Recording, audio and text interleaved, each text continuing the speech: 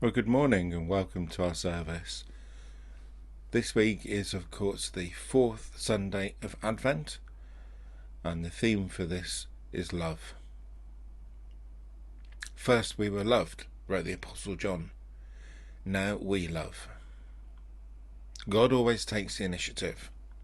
He blessed first, served first, comforted first, and most of all, loved first. And then it's up to us. How will we respond? At Advent, while much of the world around us is enamoured by distractions and lesser loves, we seek to discover anew our first love, the love that came down at Christmas, and then to share that love by blessing and serving and comforting others. Psalm 89 verses 1 to 4 read, I will sing of the Lord's great love forever. With my mouth I will make your faithfulness known through all generations. I will declare that your love stands firm forever, that you have established your faithfulness in heaven itself. You have said, I have made my covenant with my chosen one. I have sworn to David my servant. I will establish your line forever and make your throne firm through all generations. On this last Sunday of Advent, we reflect on the mystery. We stand in awe, in wonder at how our God entered our world and came to be with us. We receive the gift offered us, that the Spirit of God will open up our lives and that Jesus will really come into our lives. May we have watchful hope today, believing what the Lord promises us. Let's pray today that we might be God's servants, that we might be instruments of God's love for our families and all we serve this week.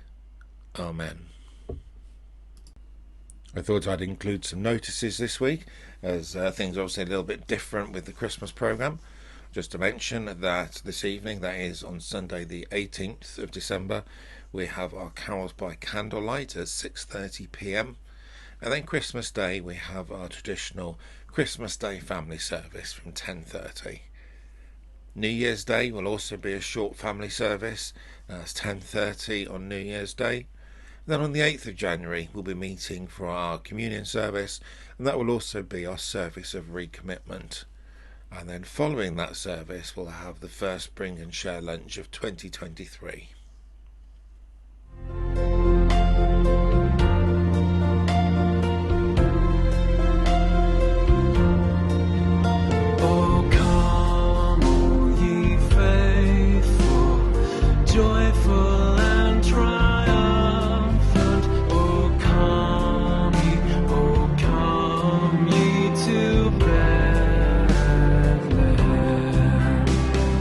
Come and behold.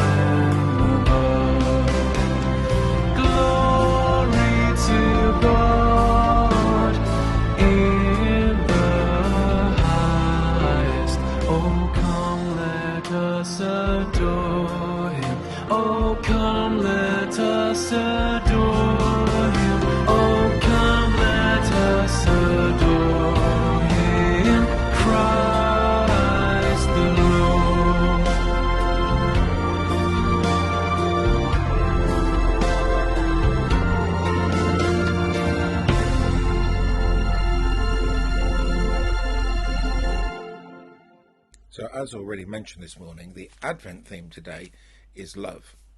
And this morning I wanted to think about the gift of God's love, and more specifically, what we do with that gift. So to lead us into this, I've got a little Christmas quiz here for you, all to do with gifts and giving. 10 questions, see how you go on this. The first one you can see here. In which year was the Buzz Lightyear doll the popular Christmas toy? Stock's running out due to the popularity of the Toy Story film.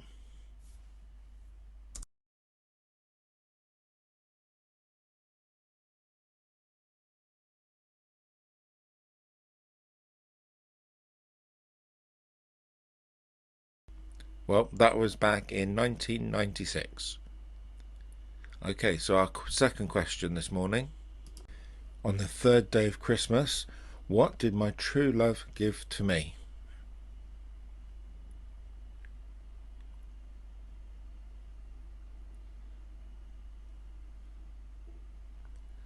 The answer, of course, to that one is 3 French hens. Okay, so our third question. According to the Bible, the 3 wise men brought gold, frankincense, and not just what is the third gift, but how do you spell it?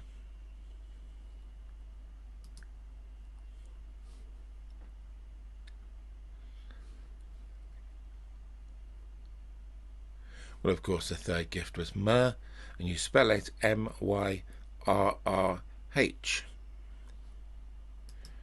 So question number 4. What was the name of the first handheld gaming console produced by Sega, which was released in the UK in 1991 as a rival to the Nintendo Game Boy?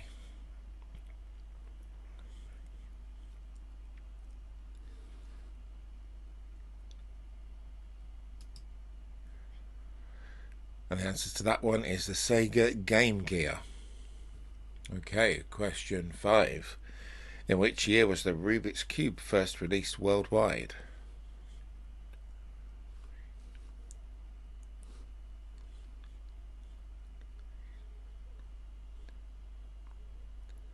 And the answer to that one is 1980. In 2005, a robot dinosaur was one of the biggest selling Christmas toys for the first time. What were they called?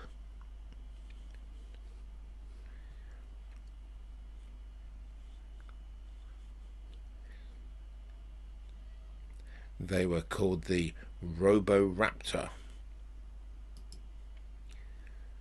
Question 7. In what year were Hatchimals the must-have Christmas toy?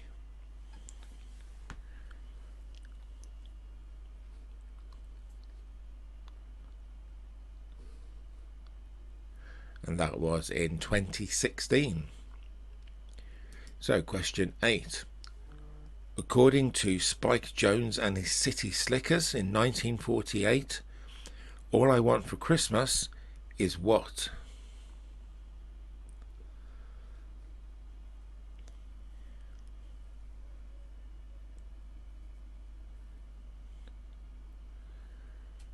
And the answer to that one is my 2 front teeth. Question 9. In the film Jingle All the Way, what is the name of the toy that Arnold Schwarzenegger's character must get for his son?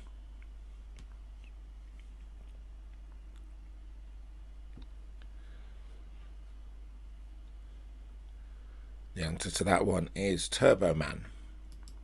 And our final question, question 10. Xavier Roberts, a 21-year-old art student, created soft, stitched dolls which were adopted instead of sold, with their own individual name and birth certificate. They began mass production of the dolls in 1982. What were they called?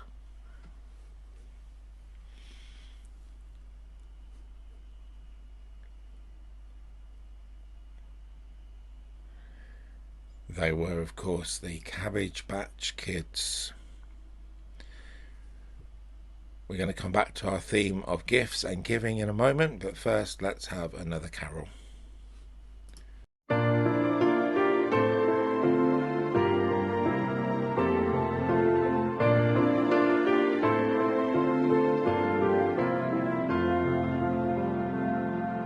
Once in Rome city stood a lowly cattle shed, where a mother laid her baby in a manger for his bed. Mary was that mother mild, Jesus Christ, her little child. He came down to earth from heaven, who is God and Lord of all, and his shelter was a stable, and his cradle was a store. With the poor and mean and lowly lived on earth a Savior holy. For he is our childhood's pattern, day by day, like us he grew. He was little, weak and helpless, tears and smiles, like us he knew. And he feeleth for our sadness, and he shareth in our gladness. And our eyes at last shall see him through his own redeeming love. For that child so dear and gentle is our Lord in heaven above. And he leads his children on to the place where he is gone. Not in that poor lowly stable, with the oxen standing by, we shall see him, but in heaven, set at God's right hand on high, where like stars his children crowned, all in white, shall wait around.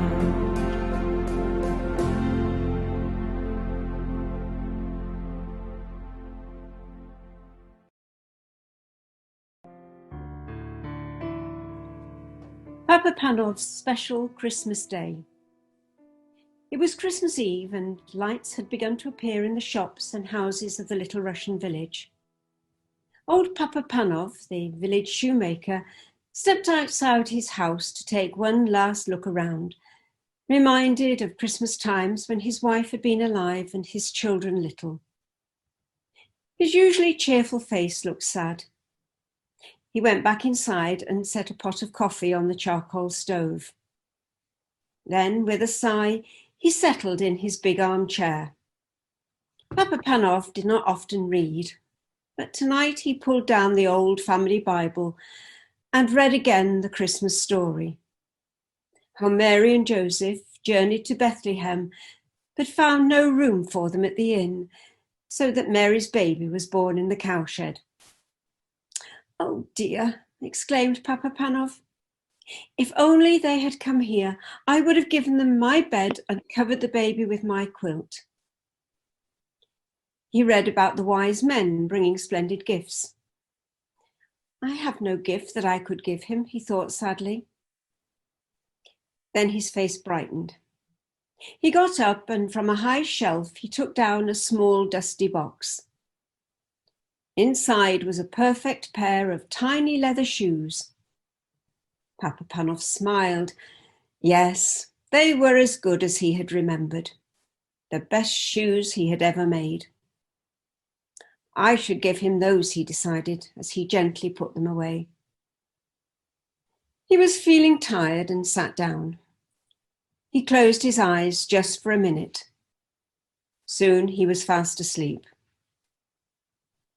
As he slept, he dreamed that someone was in his room. He knew at once that person was Jesus. "You've been wishing you could see me, Papa Panov," he said kindly. "Then look for me tomorrow, for I will visit you. But look carefully, for I shall not tell you who I am." When Papa Panov awoke, the bells were ringing. "Bless my soul," said Papa Panov, "it's Christmas Day." His face filled with happiness as he remembered his dream. This would be a very special Christmas after all, because Jesus was coming to visit him. He must watch carefully so that he would recognize him. Papa Panov put on a special pot of coffee and looked out of the window. There was no one except the road sweeper. He looked as miserable and dirty as ever, and well he might. Whoever wanted to work on a cold and freezing Christmas day? Papa Panov opened the door. "Come in," he shouted, "and have some hot coffee to keep out the cold." The sweeper was scarcely able to believe his ears. He put down his broom and came into the warm room. His clothes steamed gently in the heat of the stove, and he clasped both red hands round the comforting warm mug as he drank. Papa Panov watched him with satisfaction, but occasionally his eyes strayed to the window. He must not miss his special visitor. "Expecting someone?" the road sweeper asked. And Papa Panov told him about his dream. "Well, I hope he comes," said the road sweeper. "You've given me some Christmas cheer. You deserve to have your dream come true." And he actually smiled. When he had gone, Papa Panov put on some cabbage soup for his dinner and then went to the door again. Someone was coming. The girl walked slowly, hugging the walls of the shops and houses. She looked very tired. As she neared, he could see she was carrying a baby wrapped in a thin shawl. Papa Panov's heart went out to them. "Won't you come in?" he called. "You both need a warm place by the fire and a rest." He shepherded the young mother indoors to the comfort of the armchair. She gave a huge sigh of relief. "I'll warm some milk for the baby," he said. He took the milk from the stove and carefully fed the baby from a spoon, warming her tiny feet by the stove at the same time. "She needs shoes," said the cobbler. But the girl replied, "I can't afford shoes. I've no money. I'm on my way to the next village to get work." Papa Panov remembered the little leather shoes. But he'd been keeping those for Jesus. He looked again at the cold feet and made up his mind. "Try these on her," he said. The beautiful little shoes were a perfect fit. The girl smiled and the baby gurgled with pleasure. "You've been so kind to us," the girl said as she left. "May all your Christmas wishes come true." But Papa Panov was beginning to wonder if his special Christmas wish would come true. He looked anxiously up and down the street. There were plenty of people, neighbours wishing him Happy Christmas, and there were beggars. Papa Panov hurried indoors to fetch them hot soup and a hunk of bread. At last he walked slowly back into his room and sat down wearily in his armchair. So it had been just a dream. Then all at once he knew he was no longer alone. He saw the old road sweeper, the young mother and the beggars he had fed. As they passed, each whispered, "Didn't you see me, Papa Panov?" "Who are you?" he called, bewildered. Then the voice from his dream answered him. "I was hungry and you fed me. I was naked and you clothed me. I was cold and you warmed me. I came to you today in every one of those you helped and welcomed. Then all was quiet and still. Peace and happiness seemed to fill the room. So he did come after all, was all that he said.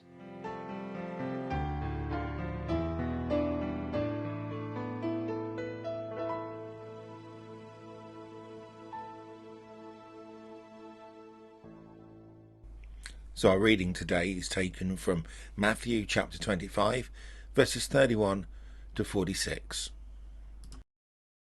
When the Son of Man comes in his glory, and all the angels with him, he will sit on his glorious throne. All the nations will be gathered before him, and he will separate the people one from another, as a shepherd separates the sheep from the goats.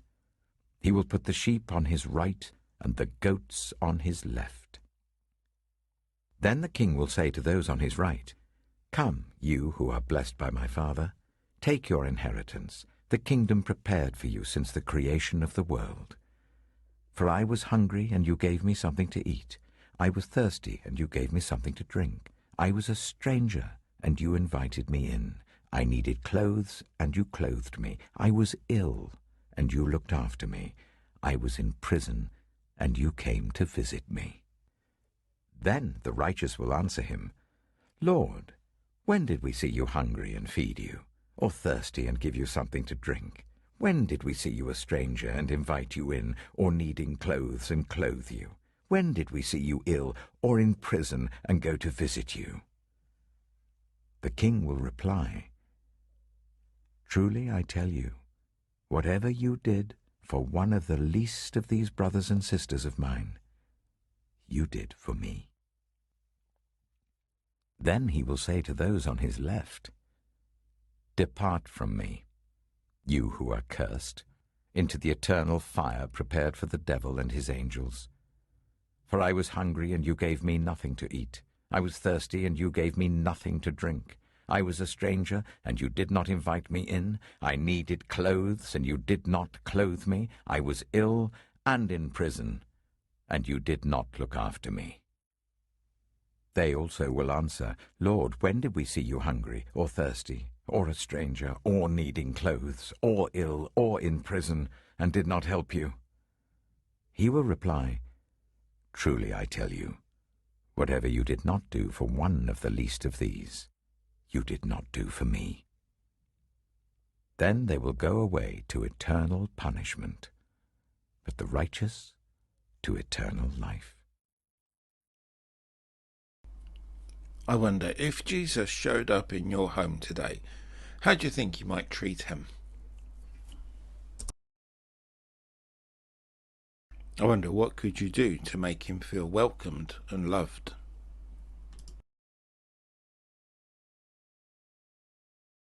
If he asked you for something, would you provide it?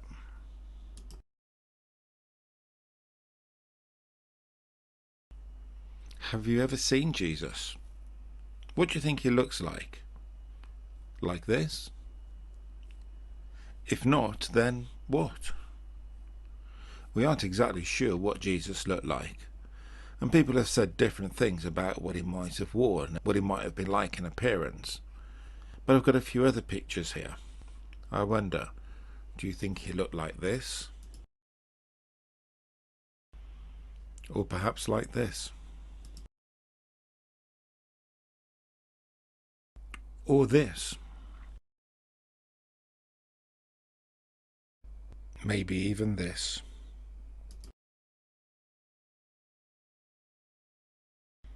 It might feel uncomfortable to think of Jesus as a refugee, or someone that's homeless, somebody that's persecuted, or even someone in prison. It might seem like these would be people we try not to think about too much, or maybe we'd feel sad for them, but ignore them if we saw them out and about. We certainly wouldn't think of Jesus when we saw these types of people, would we? Would we help them?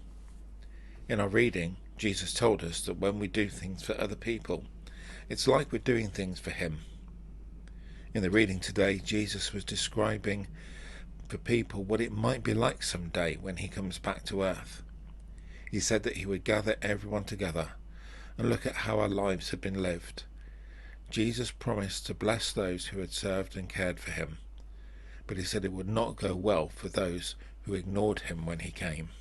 The people listening to his message were confused, since they didn't remember seeing Jesus or giving or denying help to him. Jesus told the people that whatever they had done to help others, they actually did to help him. I guess we might be a lot more motivated to help people in need if we recognise that in doing so, we were helping Jesus. But what does that mean for us? Does it mean we'll get in trouble if we don't do enough to help every needy person that we see? Well, of course, we can't help everyone that is in need. And we know that as Christians we're saved because God chose to become human at that first Christmas, being born a baby, growing up to be a young man, and then to be the great teacher and prophet that he was meant to be. But of course it's more than that. He was more than just a great teacher or prophet. He was God's son, and by the grace of God, because of Jesus' death and resurrection, we are saved, and not by anything that we do. However, it's important to take care of other people, because it demonstrates our love for God. He has loved us and given us all we could possibly need. Because of that, we want to share his love with those around us. God lets us be a part of his plan to serve people. He sends people our way who need God's care, and then we have opportunities to help them. Sometimes this means giving to people who don't have much. Sometimes it means just showing someone that we're willing to listen if they need to talk, or saying a kind word to someone who is sad. We know that all people are made in God's image, and even people who might seem hard to love are his. Even people who are hurt or sad, or people that make us uncomfortable. They all belong to God, and we recognize his lordship when we take care of them. So let's keep our eyes open, just like Papa Panov did. There are opportunities around us all the time to love and serve Jesus by loving and serving his children. We are agents of his work. We can be joyful and hopeful about his eventual return, and meanwhile we can love him and his people.